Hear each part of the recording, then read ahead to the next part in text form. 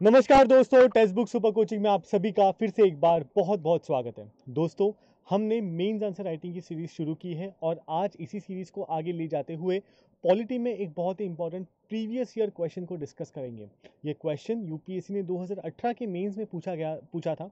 अब इस क्वेश्चन में ये बहुत ही मज़ेदार क्वेश्चन है क्योंकि इस क्वेश्चन में यूपीएससी ने हमसे ये पूछा है कि आप इंडिया और यूएस के डेमोक्रेसीज को कंपेयर करो, इनके पॉलिटिकल सिस्टम्स को कंपेयर करो। Right, so let us all read the question together कि क्वेश्चन क्या कह रहा है। क्वेश्चन कह रहा है कि India and USA are two large democracies, examine the basic tenets on which the two political systems are based. ठीक है, so now I will not discuss the answer right now. पहले मैं आपको 10 मिनट दूंगा। 10 मिनट में आप जो है you start writing the answer. सोचिए इस क्वेश्चन को आप कैसे लिख सकते थे। राइट, कौन कौन से पॉइंट्स आप इसमें डालोगे, इस क्वेश्चन की डिमांड क्या है कि उसके बारे में सोचिए। And then after 10 minutes we'll start discussing this particular question. Okay, so I'll not take your more time. Get on with your pens and papers, read the question and start writing your answer. आपके पास 10 minute का time है। Okay, so the timer is on your screen. आपको timer दिखेगा जैसे मैं side हो जाऊंगा। ठीक है, सो 10 मिनट का टाइम है, मैं अभी टाइमर स्टार्ट कर रहा हूँ। So the timer has started. All the best, thank you.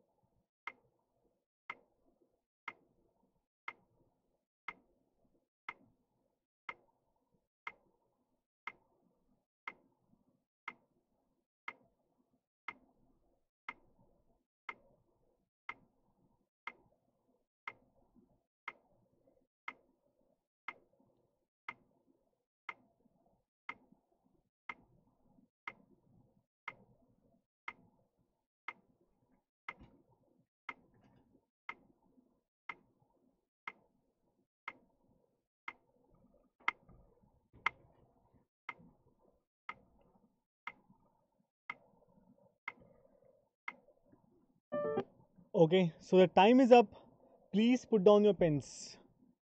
आपका समय खत्म हो गया है, निर्धारित समय खत्म हो गया है, सो प्लीज आप अपने पेन्स अब नीचे रख दीजिए। अब इस क्वेश्चन को डिस्कस करने का टाइम आ गया है। Okay fine, so let us start discussing this particular answer. Okay, question क्या कह रहा है, एक बार पढ़ते हैं। क्वेश्चन कह रहा है कि India, let me change the pen colour, just one second.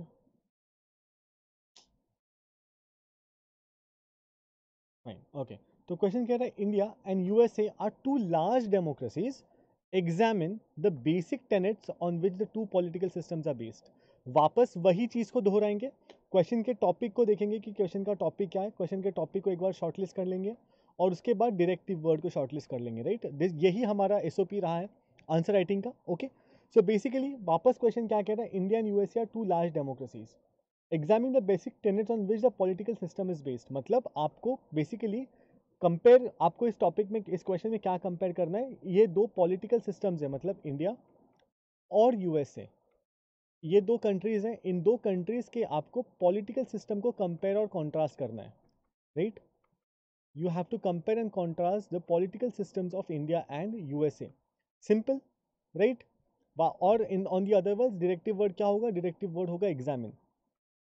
Okay, directive word होगा एग्जामिन। एग्जामिन का मतलब परीक्षण कीजिए, which means you have to just tell the examiner कि what are the political systems और व्हाट इज द डिफरेंस, मतलब India और USA के पॉलिटिकल सिस्टम में सिमिलैरिटी क्या है और उनमें डिफरेंसेस क्या है, सेम चीज़ें क्या है और डिफरेंट चीज़ें क्या है, ये आपको एग्जामिनर को बताना है, simple, right. Okay, so now let us try to understand कि इस पर्टिकुलर क्वेश्चन का हम इंट्रोडक्शन कैसे लिख सकते थे। बेसिकली अभी आई होप कि आप सभी लोगों ने इसका इंट्रोडक्शन लिखा होगा। एक नया तरीका बताऊंगा आपको एक इंट्रोडक्शन लिखने का, विच इज़ कि आप इस क्वेश्चन के कॉन्टेक्चुअल इंट्रोडक्शन इस पर्टिकुलर क्वेश्चन का आप दे सकते थे, which means what. Now question क्या कह रहा है, आपको इंडिया और यूएसए के बारे में बताना है, राइट। जिस हमने टॉपिक को क्या शॉर्टलिस्ट किया था कि इंडिया और यूएसए के पॉलिटिकल सिस्टम्स को बताना है, तो क्यों ना मैं इंट्रोडक्शन में ही एग्जामिनर को बता दूं कि इंडिया और यूएसए की बेसिक चीज़ें क्या रही है, कहाँ से इनका शुरुआत हुआ है। तो इसलिए मैंने एग्जामिनर को क्या बताया कि यूएसए जो है, it is the oldest democracy of the world which was formed after drafting of the US constitution in 1789। US को आप ओल्डेस्ट डेमोक्रेसी कहते हो। On the other hand India, on the other hand, is the largest democracy of the world. एक सबसे पुरानी democracy है और एक सबसे बड़ी डेमोक्रेसी, सबसे पुराना लोकतंत्र और सबसे बड़ा लोकतंत्र है। और इंडियन डेमोक्रेसी कैसे फॉर्म हुई थी, which was formed as a result of the Indian national movement in the 1947। तो इंडियन नेशनल मूवमेंट के सक्सेसफुल होने के बाद 1947 में इंडियन डेमोक्रेसी का जन्म हुआ था। इतना शॉर्ट एंड स्वीट मैंने इंट्रोडक्शन लिखा है, राइट। क्योंकि वापस अगर मैं देखूँ तो मुझे सिर्फ 150 वर्ड्स है मेरे पास, और 150 वर्ड्स में मुझे कंटेंट बहुत सारा लिखना है। और अगर आपको पूरा कंटेंट रिप्रेजेंट करना हो तो, और अगर आप पैराग्राफ वाइज गए तो शायद आपको बहुत ज़्यादा स्पेस, बहुत ज़्यादा वर्ड्स लग सकते हैं, right.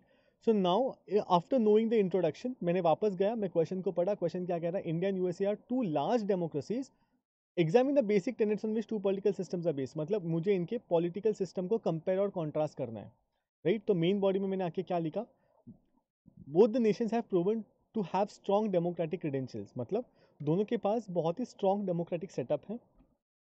Some of the basics tenets on which both the democracies are based are as follows. तो मैंने टेबल में टेनेट लिखा है कि कौन कौन से टेनेट्स के ऊपर हम उसको कंपेयर करेंगे और उसमें इंडिया का क्या है और यूएसए का क्या है। टाइप ऑफ कॉन्स्टिट्यूशन दोनों का रिटर्न है, तो दोनों के इसमें मैंने रिटर्न लिख दिया है, right. Both India and US have a written constitution. Rights, India में fundamental rights are mention in part 3 of the constitution, और यूएसए में आपके पास बिल ऑफ राइट्स है which provides various fundamental rights, right. तो यूएस के fundamental rights they come from something called as bill of rights, तो जहाँ से इंडिया ने भी बोरो की है। Okay, after that judicial setup, India में हमारे पास एक इंटीग्रेटेड जुडिशियल सेटअप है, वेर एज यूएसए में आपको पता होगा कि यूएसए में फेडरल जुडिशरी और प्रोविंशियल जुडिशरी अलग है, और फेडरल जुडिशरी सबसे सुप्रीम मानी जाती है वहाँ पे। ओके, तो वहाँ पे इंटीग्रेटेड सेटअप नहीं है। So we have written this particular thing. Applicability of law, India में हम आर्टिकल 21, अगर आपको पता होगा तो आर्टिकल 21 में हमने specifically procedure established by law लिखा है, और यूएसए में यूएसए में वो लोग ड्यू प्रोसेस ऑफ लॉ को फॉलो करते हैं। तो वापस यहाँ पे कुछ डिफरेंसेस हैं। हालांकि मेनका गांधी केस में सुप्रीम कोर्ट ने कहा था कि इंडिया में भी भले ही कॉन्स्टिट्यूशन में प्रोसीजर एस्टैब्लिश बाय लॉ लिखा है, पर प्रैक्टिस में हम due process of law he follow करते हैं। पर फिर भी जो कॉन्स्टिट्यूशन में लिखा है वो हमने यहाँ पे लिखा है। Type of political setup, India is a parliamentary system, आपको पता है, और यूएसए कौन सी है, प्रेसिडेंशियल सिस्टम है, right.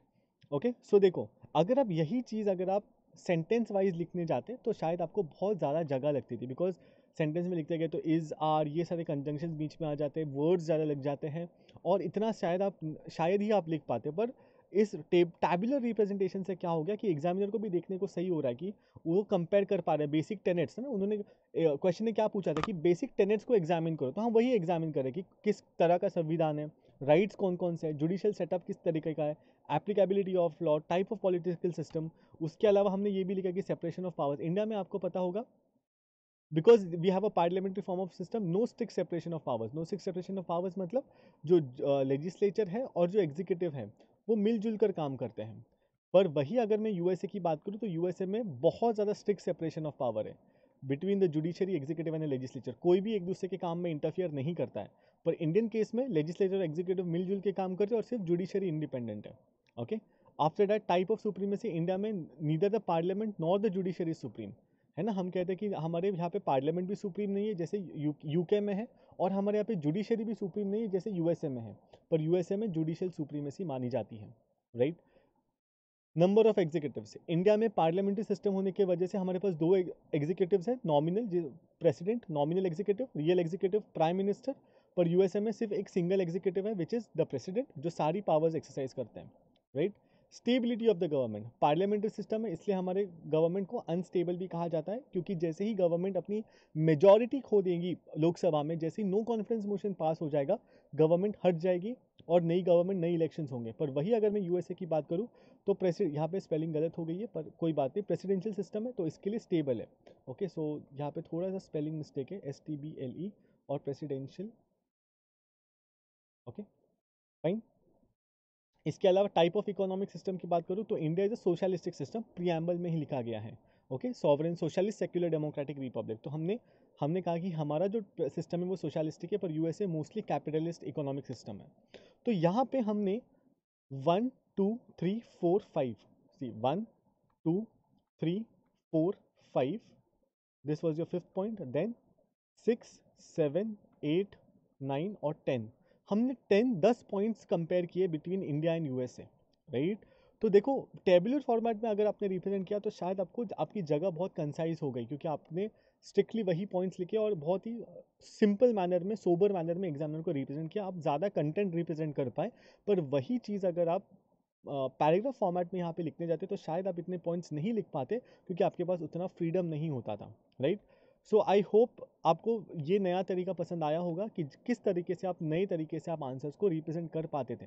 Okay, this is one of the other ways which I would tell you to represent your answers, specially जब भी आपके पास 10 मार्कर क्वेश्चन है और उसमें डेटा आपके पास बहुत सारा है पर आप 150 वर्ड्स में उसको फिट नहीं कर पा रहे हो, तो always try to use diagrams, try to use this tabular representations, जिससे क्या होगा कि आपका कंटेंट भी बहुत ज़्यादा आप थ्रो कर पाओगे और आप मिनिमम स्पेस यूज़ कर पाओगे। Okay, and last but not the least conclusion पे आते, तो कंक्लूजन में मैंने क्या कहा है कि hence it can be said that there are many areas of convergence and divergence on the political front between the two nations. मतलब दोनों के यहाँ पे देखो, जैसे हमने अगर कॉन्स्टिट्यूशन के बारे में बात की, उनका भी रिटर्न है, हमारा भी रिटर्न है, तो यहाँ पे कॉन्वर्जेंस है। पर अगर टाइप ऑफ पॉलिटिकल सेटअप की बात करूँ तो हमारा पार्लियामेंट्री है, उनका प्रेसिडेंशियल है, तो यहाँ पे डाइवर्जेंस हो गया। तो वही मैंने कहा कि there are many areas of convergence and divergence on the political front, however both the nations have been flag bearers of peace and rule based world order. मतलब यूएसए भी ऑन पेपर विश्व शांति के लिए अपना प्रचार करता है, और India is in favour of peace only, and we both are in favour of rule based world order. तो यहाँ पे हमने कहा कि दोनों का अल्टीमेट गोल सेम ही है। That is how we have concluded the answer. Okay, so I think 150 words के लिए अगर आपने ये पर्टिकुलर फॉर्मेट यूज़ किया होता तो आप भर भर के कंटेंट भी लिख सकते थे और आपका स्पेस भी कम यूज़ हो सकता था। Okay, so I guess this is one of the ways in which you could have represented your answer. अगर आप यही क्वेश्चन को ऑनलाइन किसी और वेबसाइट पे देखोगे तो उन्होंने पॉइंट वाइज फॉर्मेट में लिखा हुआ है, बट उसमें इतने पॉइंट्स कवर नहीं होते जितने मैंने यहाँ पे कवर करने की कोशिश की है। ओके, सो इन सीरीज से हमारा यही उद्देश्य है। what I'm trying to do is I'm trying to give you many different ways through which you could have represented your answer. Okay, fine. So I think that was all from my end for this particular session. Okay, so I hope अगर किसी ने ये answer पूरा भी नहीं किया हो तो please try to complete the answer and try to rewrite the answer into this particular format so that आपको भी पता रहे आपके बैक ऑफ द माइंड कि इस तरीके से भी आंसर को रिप्रेजेंट किया जा सकता है। Okay, so that was all from my and. जाते जाते आपको टेक्स्ट बुक सुपर कोचिंग के बारे में कुछ बताना चाहूँगा। तो this is a one stop solution for your UPSC CSC preparation, जहाँ पर हम आपको 30+ कोर्सेज प्रोवाइड कर रहे हैं, दोनों हिंदी और इंग्लिश मीडियम में। इन 30 कोर्सेज को हमने सेग्रीगेट किया into GS courses, subject wise courses, optional courses and CSAT. Apart from that, we have brought to you daily live classes, mock tests, practice questions and study notes. इसके साथ साथ text book super coaching की एक खास बात है कि आपको इंडिया के बेस्ट फैकल्टीज़ के साथ आपको पढ़ने का एक मौका मिलता है, जिसमें श्री राम सर है, सलामुद्दीन अंसारी सर है, इन जैसे दिग्गज हमारे प्लेटफॉर्म के साथ जुड़े हुए हैं। Apart from them we have our in house team जो डेली बेसिस पे ऊपर आपके लाइव क्लासेस लेती है, जैसे कि Rahul sir, Sonpriya ma'am, Aniruddh sir, मैं हूँ, किंजल सर हैं, प्राची मैम है। ये सारे लोग डेली बेसिस के ऊपर आपके लाइव क्लासेस लेते रहते हैं। Last but not the least, आपको अगर मैं प्राइसिंग को बताऊँ तो अगर आप ऑफलाइन सेंटर्स में जाते हो तो जीएस प्लस ऑप्शंस की फ़ीस आपसे लगभग 2 लाख से भी ज़्यादा ली जाती है। वही ऑनलाइन कोचिंग आपसे जीएस प्लस ऑप्शंस की फ़ीस 50,000 प्लस लेते हैं। वही टेक्स्ट बुक सुपर कोचिंग आपको GS courses, optional courses, test series और स्टडी नोट्स, ये सारी चीज़ें आपको सिर्फ 39,999 रुपीज़ में दे रहा है। पर आपको ये भी पे करने की ज़रूरत नहीं है अगर आप मेरा कूपन कोड यूज़ करते हो, जो है मेरा नाम आकाश। ये कूपन कोड यूज़ करते ही आपको इंस्टेंट 25% डिस्काउंट मिल जाएगा and the entire thing would be available to you at a very affordable cost of 30,000 rupees only. तो दैट वाज माय टाइम दोस्तों, thank you so much. I hope ये sessions आपके लिए beneficial है, useful है। अगर आपको लगता है कि ये सेशंस आपने आज के सेशन में कुछ फ्रूटफुल सीखा है तो प्लीज़ सेशन को लाइक कर दीजिएगा। अगर आप चाहते हैं कि हम इसमें और कुछ इंप्रूवमेंट लाए या आपकी कुछ सजेशंस हो, आपका कुछ फीडबैक हो, तो वो फीडबैक आप मुझे कमेंट सेक्शन में दे सकते हो। और अगर आपको लगता है कि ये सेशंस बहुत ज़्यादा यूज़फुल है तो आपके दोस्तों के साथ शेयर करना इनको मत भूलिएगा। Thank you so much guys, thank you so much. वापस एक सेशन में मिलते हैं जहाँ पे और एक क्वेश्चन को डिस्कस करेंगे। Thank you so much guys, bye bye, take care.